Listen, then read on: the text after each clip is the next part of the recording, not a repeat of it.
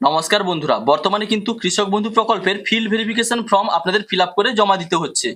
তো এই ফর্মটি ফিল আপ করার সময় এখানে একটি অপশন রয়েছে, দেখুন কৃষক বন্ধু আইডি বা কেবি আইডি নম্বর।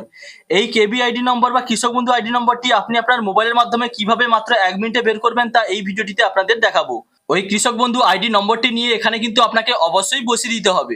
তো বন্ধুরা, এবার দেখুন কিভাবে আপনারা কৃষক বন্ধু আইডি নম্বরটি আপনার মোবাইলের মাধ্যমে বের করবেন। তো কৃষক বন্ধু আইডিটি বের করার জন্য আপনি চলে আসবেন আপনার মোবাইলের গুগল সার্চ বারে এবং এখানে এসে টাইপ করবেন কৃষক বন্ধু এবং সার্চ করবেন।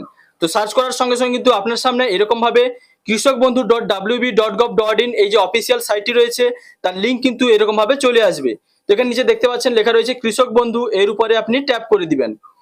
তো বন্ধুরা, ট্যাপ করার সঙ্গে সঙ্গে কিন্তু কৃষক বন্ধু পোর্টালটি আপনার সামনে এরকম ভাবে ওপেন হয়ে চলে আসবে। তো এখানে আপনি অনেকগুলি অপশন দেখতে পাচ্ছেন, এর মধ্য থেকে কিন্তু আপনাকে সিলেক্ট করে নিতে হবে।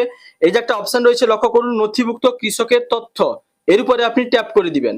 স্ট্যাটাস চেক করার যে পেজটি সেটি কিন্তু আপনার সামনে এরকম ভাবে ওপেন হয়ে চলে আসবে। তো বন্ধুরা, এবার দেখুন এখানে লেখা রয়েছে সিলেক্ট অপশন। এই সিলেক্ট অপশনে আপনি ট্যাপ করবেন, তারপরে এর মধ্য থেকে যে কোনো একটি আপনাকে সিলেক্ট করে নিতে হবে। তো আমি এখান থেকে আধার কার্ডটি সিলেক্ট করে নিলাম। তার নিচে দেখুন যেটি আপনি সিলেক্ট করবেন তার নম্বরটি নিচে দিয়ে দিতে হবে। তো বন্ধুরা, আমি এখানে আমার আধার নম্বরটি লিখে দিলাম। তারপরে এখানে দেখতে পাচ্ছেন একটা বক্স রয়েছে, I am not a robot. এই ক্যাপচা ভেরিফিকেশন করতে হবে, এর জন্য এই বক্সে আপনি ট্যাপ করবেন। তো বন্ধু, তারপরে কিন্তু ক্যাপচা ভেরিফিকেশনের জন্য এরকম ইমেজগুলি আপনার সামনে আসবে।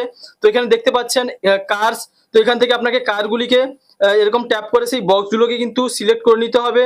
তো কারগুলি সিলেক্ট করে নেওয়ার পরে এখানে ভেরিফাইতে আপনাকে ট্যাপ করে দিতে হবে।